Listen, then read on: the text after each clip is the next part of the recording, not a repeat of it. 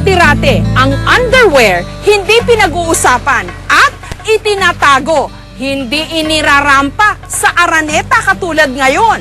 Patunay nga ba ito na tayong mga Pilipino tuluyan ang nagbago at hindi na konserbatibo?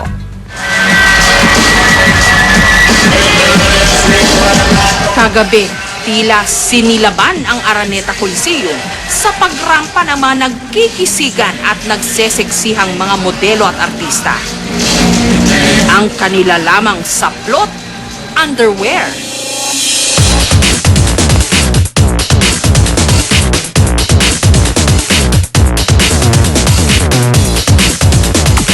Ito ang Bench Blackout, Underwear and Denim Show. Ang utak sa likod ng event na ito, si Ben Chan.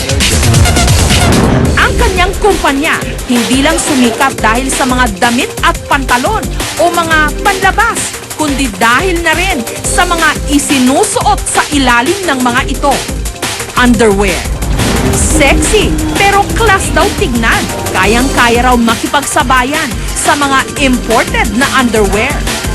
Angkop na angkop din daw ang disenyo ng mga ito para sa mga Pilipino. If you have a good product and a good quality, then people will come. Yun ang sikreto ng Ben siguro. Alam mo, kung pwede ko lang lagyan ng bandila ng Pilipino, I'll do it. But I don't think it's allowed. Kaya naman kada 2 taon, naglulunsad sila ng fashion show kung saan ipinapakita ang kanilang mga underwear na suot-suot ng pinakamalalaking artista.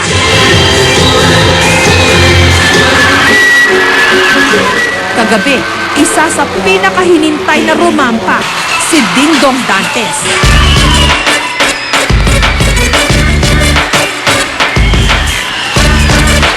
Matagal nang ibinalandra ni Dingdong ang kanyang katawan sa mga billboard sa palibot ng Kamaynilaan.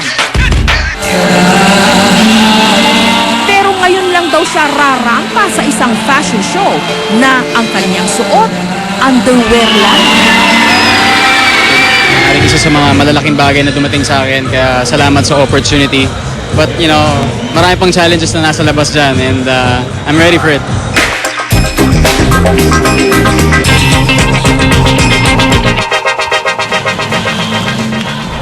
Ang pinaniniwala ang kauna-unahang underwear, ang mga loincloth na yari sa balat o tela, pumrotekta sa bewang hanggang binti ng mga lalaking Ehipto, Griego at Romano noong unang panahon. Noon namang medieval ages, ang mga underwear o undergarment ng mga babae nagbigay atensyon sa kanilang mga puson.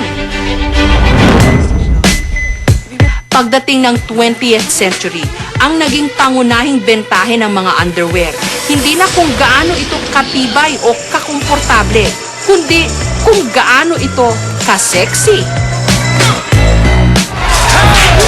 Ang mga hip-hop ng dekada 90, nagpauso ng pagpapakita ng kanilang mga underwear o boxer shorts.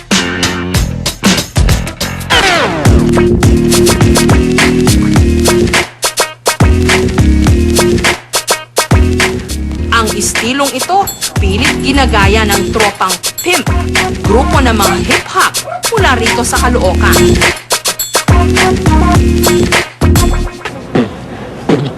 Ang aming kultura, ganito kami pumorma, lawlaw ang mga pantalon kaya inyo nakita. Sige, ngayon nandito na Kasama raw sa kanilang japorms o forma ang paglabas ng kanilang boxer shorts.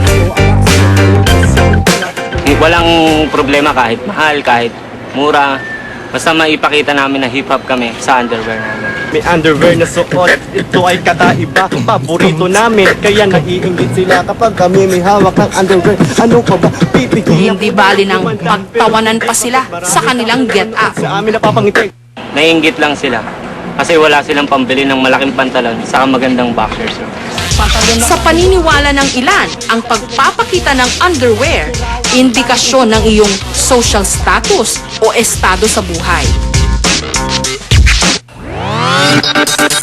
Si Regine Tolentino, nangungulekta ng mga underwear at hindi lang basta-basta mga underwear. Kabilang narito ang mga mamahalin, mas mahal pa sa damit. remember getting a lingerie underwear na worth about $250. Yun, binili ko siya kasi I knew magagamit ko siya habang buhay. Basta komportable, maganda yung support, maganda yung kulay, binibili ko na siya. Sa dami raw ng kanyang koleksyon, pwede na siyang hindi maglaba ng kanyang panloob kahit pa sa loob ng 1 taon. Ang ilan nga raw sa mga ito, hindi pa niya nagagamit. Ang tingin niya kasi rito, investment.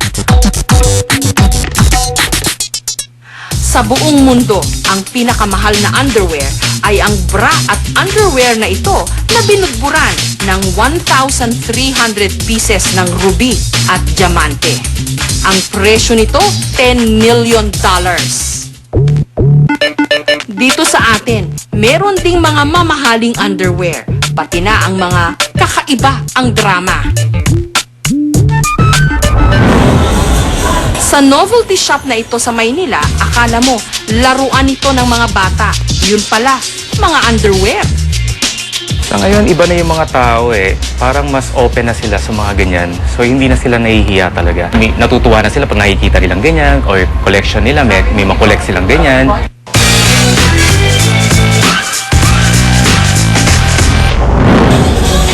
Pero ito ang talagang kakaiba.